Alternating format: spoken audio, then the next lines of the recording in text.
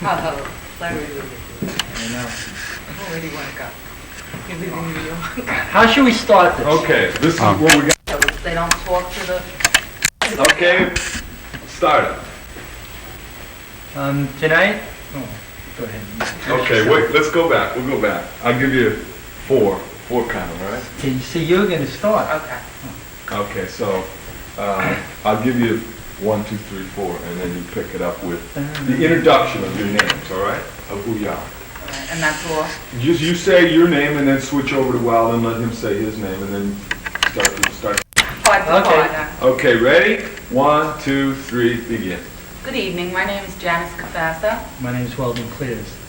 Tonight what we're going to do, Janice and I, we're going to talk about New York, how it's affected us, the people that we've met, some of our friends. And we've met some gems. Really. Who do you know, what's the strangest person you've ever met? Like, just on the street, offhandedly. Well, I've met a few dozen. There's been a bag lady on 14th Street that wound up living in Long Island Harbor. And she had rich relatives that were supporting her, and she would spend all the money and getting back and forth to the city and leading her life out of her paper bags. So that was one pretty strange lady that you would have never suspected until she got hit by a car on First Avenue. You would have never known she was wealthy. How'd you know she got hit? Because it was in the newspapers, and they had a picture of her, and she was the famous 14th Street bag lady. Really? I thought she was pretty interesting. How long you been living in the city? On and off about 7, 8 years, something like that. How many different places? Oh, about 12. Yeah? Exaggerated. No, maybe 7. I've only lived in around 3 places. I'm a transient. Right. Okay. So what have you been doing this week? Oh, this week I got a job. After doing the rounds in the city of filling out more applications than my hands can possibly keep track of, I finally got a job. I mean, it's an absolute phenomenon to get a job in New York City if you Doing what? don't know how to type. What are you going to do? I'd be working with fashion in a store on Fifth Avenue. And I'll be dealing with the sophisticated public. So what about you, Weldon? Can we cut this? Okay, all right. Anyway, how about I'll go like, and this is my partner, or this is my... Begin. Good evening, my name is Janice Cafassa. My name is Weldon Clears. Tonight what we're going to try to do is talk about New York trials and tribulations of getting a job and just how it's affected us from moving from Long Island, pretty residential area, to the Very city. suburban, middle class, upper middle class, even less than that. And, it's a difficult transition that a lot of people have to go through when they come to New York, whether they're coming from Ohio, Los Angeles, anywhere in the Midwest, Europe. Whether you're rich or poor, it's still going to be a grind because there's so many quality people in each area. But anyway, you just got a job. What was that like? Incredible. It was like nervous breakdown time for like 4 months straight. I was addicted to the employment ads of the New York Times. Every Sunday I would get it out and scan the paper. Not even scan it, you'd take a pencil or a magic marker and circle absolutely everything that sounded halfway feasible. And I mean, whether it could have been waitressing to, fashion designing to sales girl to, copy editor or whatever, because these are, all fields that I might be able to be qualified for, but being there is so much competition for each job, it's very limited to who's going to get it. Can you type? No, I can't type. I can type about 10 words a minute. No, you gotta. Seems from my experience when I was looking for a job, if you can't type 60 words a minute, you can't type. So you have to look for something but I am a great speed writer. Like they have in the subways? Oh, Like, yes, if you can if read you this- can read this, you will get a job. No, doesn't work. They don't want to know about speed writing. They You wanna can do know- that? Yeah. How do you say giraffe? GFE. Okay, great. Good, cut, that's good. Difficult to get experience, except street experience. Okay? You know, it's basic experience. We're not starting over, are we? Yeah, we're gonna start from the introduction. Boy, this is subject going to be one to a frazzle. No, it's gonna be home to a razor edge. Okay, ready? That's a One. positive way of looking at Of it. course, 1, 2. Leg down, I think, maybe. Yes, I'm A so little lady, like, you know. There you go, that's it. All right, 1, 2, 3, begin. I heard Good you evening. I didn't want to know right away. I got a job, everybody. Wasn't easy for Really, her. my name is Janice Cafasso, and Weldon. Can't type. And this is my friend Weldon Clears. Well, he's not my friend, he's just a business associate. I can type though. Really. That's the problem. He'll get a lot further than me, but you're not as cute. I thought that would be my only asset to getting a job. Oh, how nice to say. What do you think the biggest problem you had when you were looking for a job? Was that I couldn't type. That was it? No, I would say sometimes the competition was better suited to the job than I was. No, that's not true. I would say How long That- did you look for a job? about 4 months. How long Yeah. have you been in the city? Well, I only started looking 4 months ago, but I've been in the city maybe on and off 8 years, but doing different things. I've had different jobs, Nothing that cultivated them. No, but enough experience to have gotten a job before the 4-month period As what? that I did. I mean, either somewhere involved in music or fashion, which in both fields I feel I'm qualified enough to have gotten a job before now. And a lot of the... Where? Doing what in fashion? Well, I went to school and trained to be a fashion designer and illustrator. And when I first got out of school, I was an assistant fashion designer for a company called Weldon, which was at the time, and still it might be, almost like a haute couture house. French. Hot couture house? H-A-U-T-E. What does that mean? Accent. It means, Egu. it means, That's an egu. you know what it means? Oh, you worked there, I It didn't means know. like high fashion, I think is what it means. Calvin Klein, high fashion? Yeah, it was tailored, but it was not a commercial line at all. It was just, one-of-a-kind items designed specifically for a woman. Like some of our customers were Betty Davis, who I met, Charlotte Ford, Radford. What color clothes does Betty Davis have? Oh, she like grays, blacks, and like accents of color, and like I designed this one thing. Like how I worked was they would tell me, oh, Charlotte Ford wants some sports clothes, or Betty Davis. So I would and they said, well, she's wearing this particular thing this season. So I would sketch out a whole bunch of ideas that I thought suitable for their taste. It had nothing to do what my particular Did you get a taste resume on them? was. More or less, because they had been buying from this particular fashion house for years. So they knew exactly what the specific needs of the particular customer was, like Weldon did. So I would get their resume more or less, through the company. And I would never design a mini skirt for Betty Davis, whereas Charlotte Ford, it was right up her alley. She went a little, right up. right up her leg.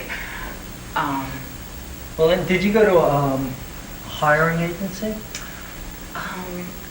When I got that job, first when I got out of school, they placed you, and only there was no place that they placed me that I liked. So at that point, I looked in the New York Times for agencies that specialized in fashion design, getting designers jobs. And since I didn't have any previous experience except my schooling, it was difficult because unless it says trainee acceptable, it's really difficult to find something that's suitable to your needs and Okay. to your qualifications. That's enough. Bail you out. And now he's gonna do a miniskirt. I don't know. I No, don't that's good. Okay, are we I ready? didn't mean that. Okay, we're ready here, okay? From the top again with the Oh. introductions and everything, All right, okay? and then I'll start talking to you, okay? Mhm. After I introduce you. Right, okay. 1, 2, 3, begin. Good evening, my name is Janice Capasso, and this is... Weldon clears. Tonight what we're going to try to do in this show is talk about New York, sort of like how it's affected myself or Janice, and how it's affected our outlook on jobs and chances one has in the city. Well, I've noticed that you are absolutely fascinated and totally involved in art, and your goal is to be an artist and have your work, accepted by those in the art field and get, critiques on your work. And you have a job that is totally unrelated to that field. Does that make you like a Dr. Jekyll and Mr. Hyde kind of character? Sometimes I feel like that. Sometimes I feel the division between working during the day for the Board of Higher Education as a programmer. Now, what does that include? What does that involve? Guiding a computer, giving it certain orders, and trying to get a results. But finish what I was saying. And sometimes, if I'm doing that, to come home and then to paint is what I'm interested in mainly. Mm-hmm. It is sort of like a Jekyll and Hyde thing. Well, can you use your work for the Board of Higher Education, working with the computer? Can you ever channel that into your own field that you're interested in, art? Is there any way you could program, some kind of art information into your computer to get some kind of a more creative or artistic result, something that would be useful to what, your main location is? Okay, let's stop there. All right, ready? We'll start from the beginning again, okay? 1, 2, 3, begin. Good evening, my name is Janice Capasso, and this is... Janice Capasso.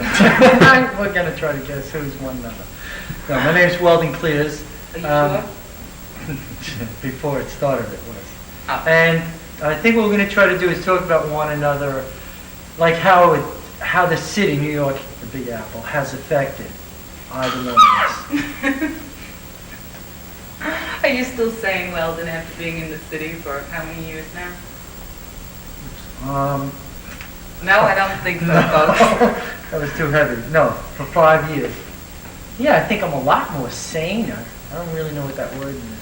Well, you were raised and went to school in Long Island, Levittown. Levittown. Well, that is Long Island, last time I heard. It's different. It's Levittown.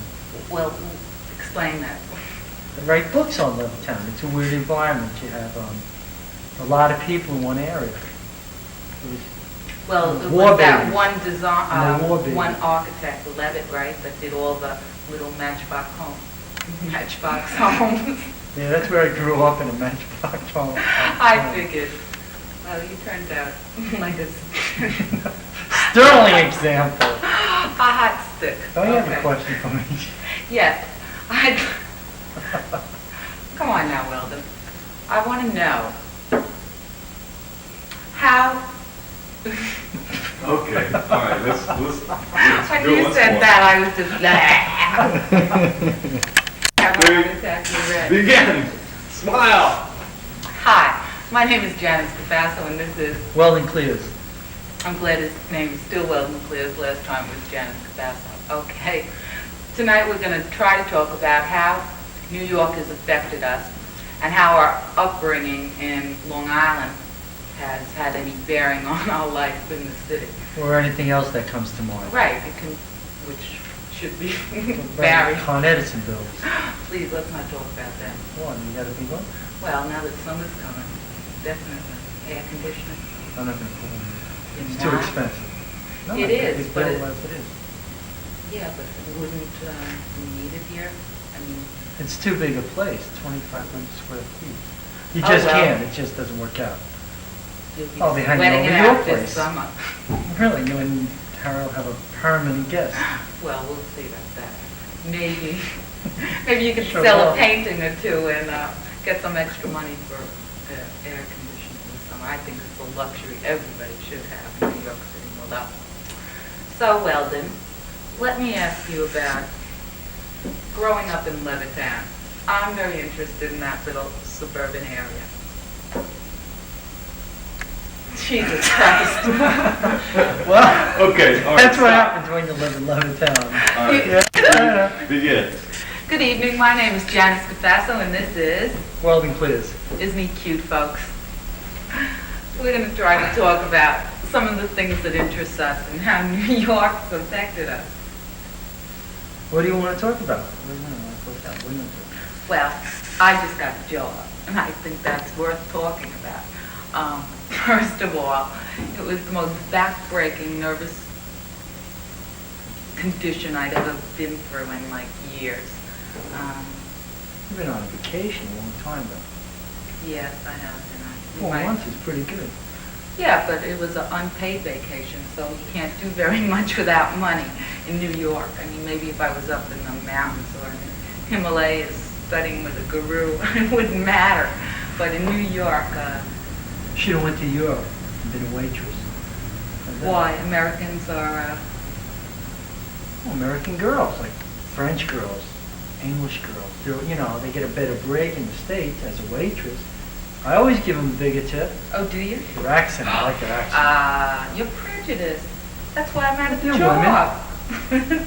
Why? Because you don't have an accent? Yes, you do. Go to Europe. Oh, parlez-vous français, monsieur? No, you have to go to Europe because you do have an accent. No, it is Not true a New that York accent. when I was in Europe, I did get jobs off the bat Off the what? right off the bat. You know that old saying, No, like that. I was doing modeling there because of the fact that I was American, just whizzed me right in. It was, I was like a novelty at the time. They were Like a looking- novelty act. Well, it wasn't Down in exactly a Tijuana, they have carnival. novelty I acts. wasn't doing a circus routine, but the qualifications that they wanted in Europe were different than what were acceptable in New York Where'd at the you work? time. I was a hair model for almost a year for Vidal Sassoon, and I went to Paris and did the pret-a-porter hair show for him. And Who? Vidal Sassoon. Head of potato? Pret-a-porter. What is that? Well, it's like the French seasonal fashion shows that they have at this big hired stadium in Paris, and like 3 to 4 times a year they have a show, and they unveil all the new styles, whether it's involving all the aspects of fashion, all the top European designers and hairstylists show their new line for summer, fall, spring, winter. What do you think the most important thing is, like, if somebody at, like, your level, starting out, what's the most important aspect of, like, getting a job? Being getting, aggressive, Even if you don't know, are not sure what you're doing? It's the art of bullying your way into a situation. A lot of times, I find that people who aren't really have the right qualifications for a job get it because they had the finesse and je ne sais quoi to, pull the wool over somebody's eyes. And that's, the personality is a definite asset, Whether you're capable of doing the job, they don't know that. when Doing you're the hired. job? Yeah. What does that mean? Doing the job? Oh, doing the job. Oh, excuse me. You said doing the job. No, I think Don't I want was any racial problems going on. Oh, yes, that's true. Well, I didn't say that. Right. You should have stayed there, though. You should have traveled around. I know. It was fun. Really was, and I had a lot of opportunities. And I did fashion shows for like Bill Gibb, and I modeled something around clothes, and I did a whole bunch. Make a lot of money doing that? Yeah, as a matter of fact, you do make a lot of money, and it's very hectic. And I just became really caught up in the superficiality of the whole thing. Like, I started getting run down and more vain than I ordinarily am, which is very vain. So, it's like a 24-hour day job. You're always thinking about, oh my God, my nails are breaking, I can't break my nails, or oh, if I have a pimple, I can't eat this, and things that wouldn't ordinarily drive you over the edge, you find yourself thinking about, and it was being on. That was the most difficult thing. Because I was American and I had a different accent and I was hyper, they thought I was on all the time, so I was always, performing, more or less, and that's what the Europeans got off on, more or less, was, my aggressive attitude. Do you think that same thing is like when somebody says someone's worldly? They had that kind of understanding of aggressiveness, of maybe, like bullying their way into a job. Yeah, but I don't know if worldly is the right word. I find that worldly means traveled, and knowledgeable in many fields, but not any specific. I kind of feel that that's like somebody that fits in everywhere and has done a lot of things. Maybe they haven't even done that many. They just give the impression of it. I don't know if worldliness can sometimes be a turnoff to somebody that's hiring you, because if they're worried, it would seem that if the person who hires you is not confident, that would be a real turnoff. Seems like, right. It's being aggressive. That's what was, it's mainly coming down to. I find that a lot of people in the position of hiring aren't aggressive, and they aren't really happy with what they're doing. So they are intimidated by a lot of the people that come in applying for jobs. And I find that because I carry myself with a sense of assurance and knowing that I'm qualified for the particular job, this intimidates somebody that is in the position of helping me out. It makes them feel like, well, why should I give her a job? I mean, this isn't even that great of a job. This girl can probably do better than that. Maybe I could find some little 16-year-old girl up the street just out of high school that, won't make me feel like I'm doing them a favor. So how would you say the best way to turn somebody's insecurities around, the person hiring you? Well, if you I found out after going for so many different job interviews that the best thing to do is, in the first two sentences that are uttered between the interviewer and the interviewee, you have to suss out what kind of person that is. If it's the kind of woman that shakes your hand and says, "Hi, Janice, I'm pleased to meet you. Sit right down. Tell me about yourself." She's aggressive, and she's not really going to be particularly intimidated by anything you have to say. You could tell her that, you modeled for every show in the world, or you had a fashion show in Paris, and you've been designing since you were 8. You were a child prodigy to, Van Gogh or whatever. And, they're not going to be impressed. It's going to be your personality that's going to sell. But if you walk in and you can kind of sense that they're checking you out, up and down, looking at you from top to bottom, and they just say, have a seat over there, then, it falls in a different hand. And you have to come off a little bit more timid than you ordinarily would, so that you're not intimidating that person. That's how I feel in my experience, because, it's not really how qualified you are sometimes for the job that matters. It's how, that person sees you. Yeah, I have a friend who had a real good idea. What he did was, he'd go to the interview. He was qualified. He was a pretty bright guy. What was And- his field?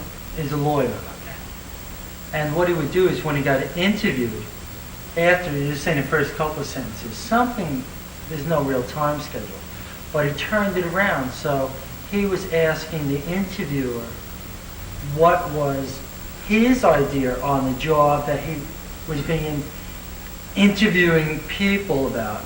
And it worked real well because the person then took him as a friend, a confidant, to let them know that they were saying, oh, well, I think this is a good job, or it's not. He turned it right around. Right. And it worked out real well for him. Instead of saying like, Well, he wasn't intimidated. He wasn't. Right. He was like very secure on his credibility. But what was happening is he turned it around to say like, well, I'm a friend, you're a friend. What do you think? You can see my qualifications because you have to now, fill out. a form. in other words, was he asking him, do you think I'm qualified for the job? I think I'm qualified for the job. What is your opinion?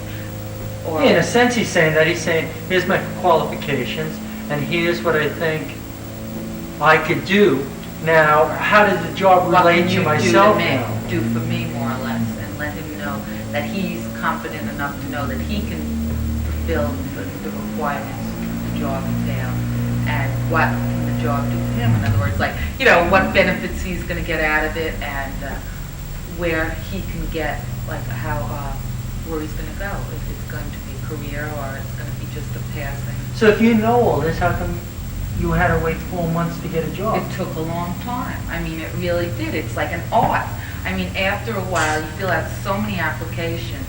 I mean, I had it memorized. I had, like, there's a few careers of trade that I am capable of doing, and they involve cosmetics, fashion, and music. And, like, in my head, I had 3 staple applications that were already filled out. So I would just get the application. If it was for a job for cosmetics, all the information I would just automatically fill out, the same one for every job, because as I would go to each one, I would see how they would comment or react to a particular thing that I wrote down. What are your favorite colors? Black, pink, red, white. Do you think that affects? You like Impressionism? Yes. They don't use black colors.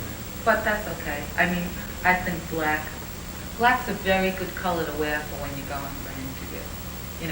Why?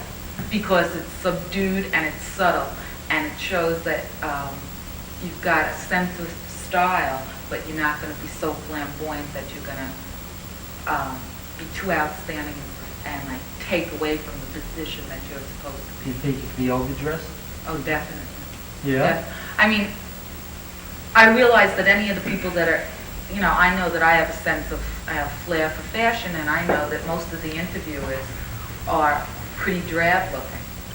They have no sense of fashion. They might not even be interested in it whatsoever. So I can't look like I can afford clothes that they can't even be wearing, because then they think like, where does she come off wanting a job here when she's wearing this particular outfit, So it's always best to dress down, just simple, tailored, and then after you get the job, then go haywire, do whatever you want, And always carry a pen with you.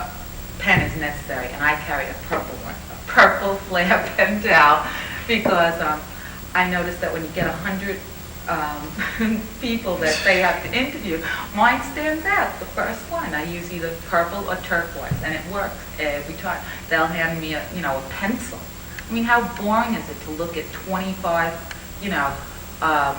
applications? They're all pencils. Now, the one that's purple is definitely going to stand out, and they'll remember it. That is very boring. Yeah. Very good point. Very I know good. it's stupid, but I felt like it was a good luck charm bringing my little purple Pentel with me. I think it's a pretty good idea. It is. It works. I mean, I saw it happen one time when I went for a job at Gimbel's for temporary Christmas employment, and there was just hundreds of people waiting there, and they had been there since like 9 o'clock in the morning, and I got there at 5, and I had a turquoise Pentel, and they put mine, they were flashing through them in purple. They looked at the turquoise application, put it right on top, and I was called in above all these people that were waiting, so. Did they mention that they noticed your turquoise Well- application? They didn't say it to me, but I know that the woman at the desk was filing through them. Maybe my name started with C, but You're on. You on? You're on. You're on. They're on. Someone's on. Okay, what do you think put about the me rain? on? The rain, it belongs in Spain, I tell you. Has it bothered you? Yeah, definitely, because I don't have an umbrella. I lose them constantly. And I don't have a raincoat, so it bothers me. What about the summer? You like the summer? I don't like the heat. I like the heat. sun. You like the sun. You go to the beach a lot? Yeah, I do. I like a tan. What about old age wrinkles? You know, I know, I get the really... leather look. I get nervous about them. No, I figured that the amount of time I spend in the sun, I'd be about 100 by the time I got any sun wrinkles. Really, because, you know. Have you seen any good movies lately? Oh, let me see. No? None. Not that I could think of that we haven't discussed already. Have you read any good books? Oh, I'm reading a good book now. Zen and the Art of Motorcycle Riding. You like that? Yeah, it's really cool. I read that. It was You too didn't like heavy. it? It was too heavy? Well, then you're a lightweight anyway. Oh, I cut that out right away. Well, it's true. Weren't you a boxer at one time? You couldn't have been a heavyweight. Yeah, but that's not the way I meant it. I meant too heavy. It was too philosophical. Really? Oh. You know, they start talking about rhetoric, Plato, Socrates, and if you're not well read about it, Oh, so yeah. I get lost in it. I thought we were going to talk about I thought the book was a trip across the country. I thought it was this man and his son were going to go across the country, camp, meet some girls in the towns, hang out, drink beer. The kid was going to grow up loving his father. Instead, it started talking about Plato and Socrates. Well, I think he was like relating to how Plato fit into his particular lifestyle, you know, and how, you know. Yeah, his philosophy, but I think I like to be more entertained by a book. I wasn't entertained by it. Oh, see, I find his style of writing entertaining. You know, I felt he was stream of conscious talking, and I like that. You know. Oh, another thing, I just got through with East of Eden. And you were saying this movie's a lot different than